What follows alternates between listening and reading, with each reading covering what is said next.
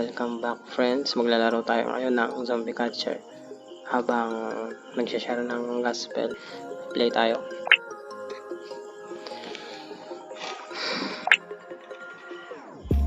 Pero mga tol, no, hindi talaga actually masama yung paglalaro ng video games.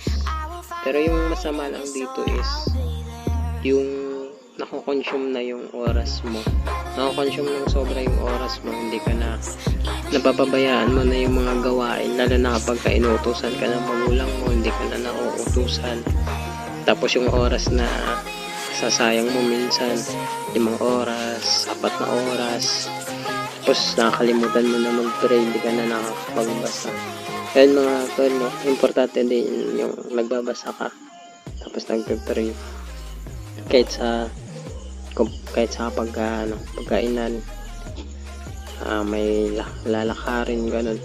Saan? Yun yung mga tol, no? Tandaan lang natin na unahin pa rin talaga natin si Lord, diba? Sabi sa Bible na seek ye first the kingdom of heaven and His righteousness, and shall these things will be added unto you. Ayun, makikita mo naman dyan siguro sa screen. At laro na tayo. Ayun, kukuha tayo ng zombie. Tapos gagawin natin siyang juice. Anong favorite na ninyo mga tol?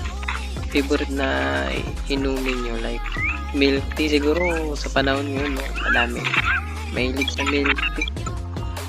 Siguro sa ngayon halo-halo sa mainit yung panahon pero minsan din umuulan din, no? Pero kung andito ka sa Visayas, malamig na ngayon. Dati mainit as in sobra, pero buti ngayon hindi na masyadong mainit ngayon, malamig na. Saka yung topic natin pala mga is trust, faith, and love. So paano mo nga mamahalin yung isang tao, diba? Kung hindi mo siya kayang pagkatiwalaan. Doon natin mag-depend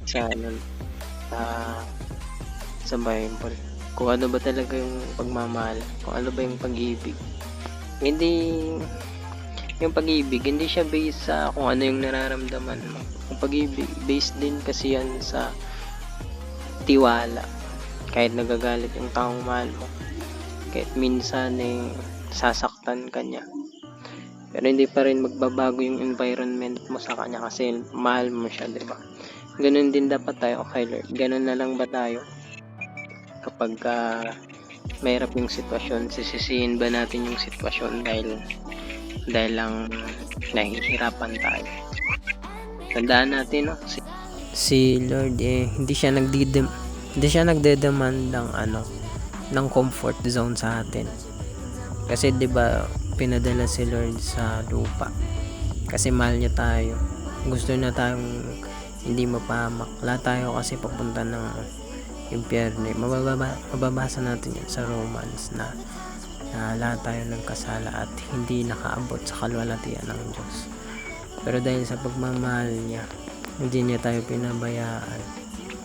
Kaya ayun kapag makakaramdam ka ng hirap ganun, pag-pray mo kaagad kasi bibigyan tayo ni Lord ng kapahingahan. So ayun nga, continue muna tayo, no? Hindi pa tuloy natatamaan, baka talaga. Ayun nga, nga pala sa generation natin ngayon, iba talaga yung tingin nila sa sa love, diba? Pagka may gusto ka, crush mo yung tao na yun, diba, yung parang ganon, yung nagbe-base na lang tayo sa feelings natin.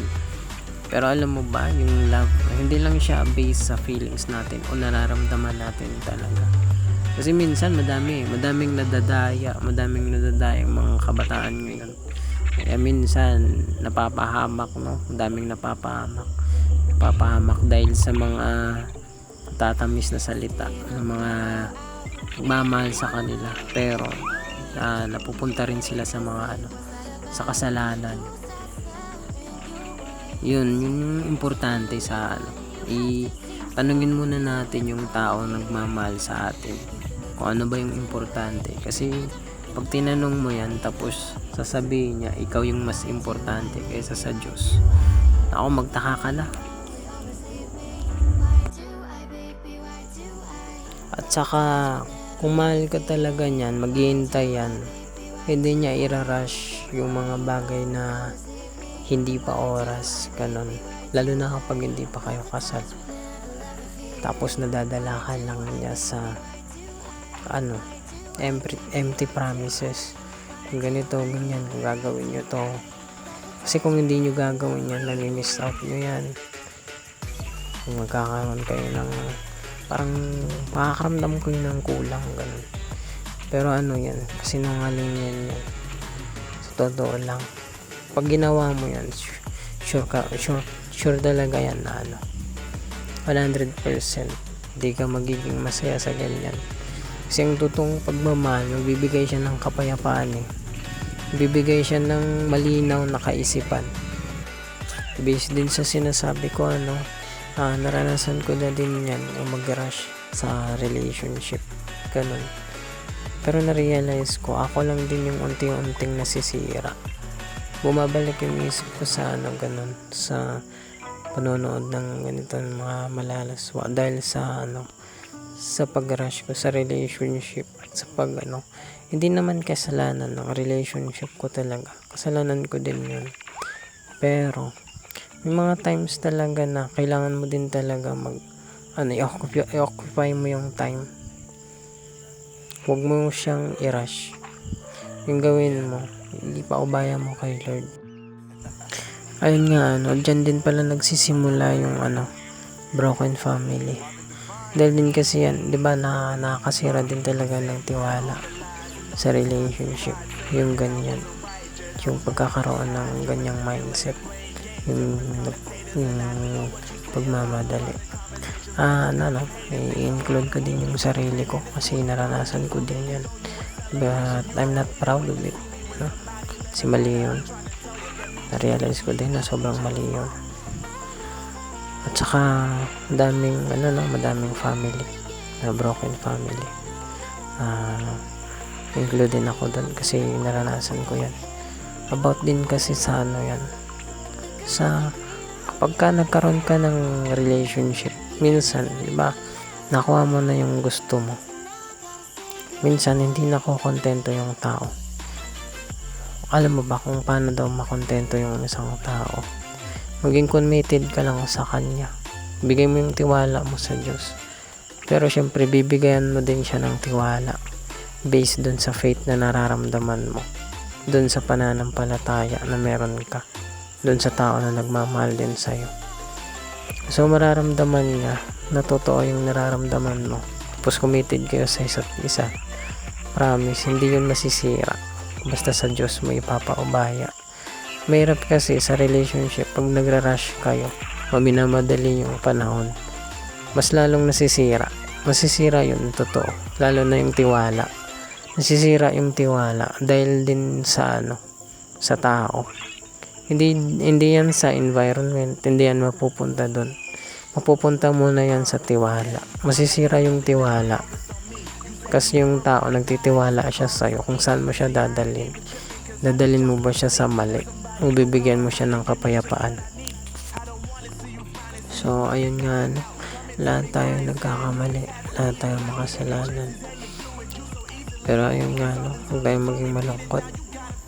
Kasi 2,000 years ago, Jesus won death. Nanalo na tayo. Nandito na sa atin yung panalo. Huwag tayong malungkot. Huwag tayong mawala ng pag-asa. Kung bawat isa sa atin is nag-i-struggle tayo about sa sa sarili natin, for example sa kasalanan natin, meron lang talaga isang kulang sa atin, is yung pagmamahal.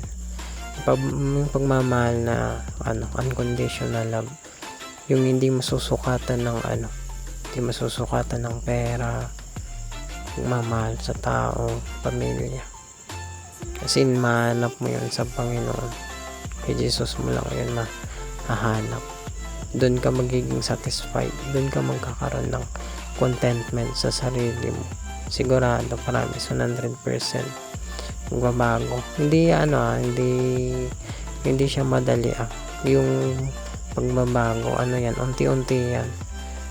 Pero marirealize mo din yan, yung dati na pamumuhay mo dati.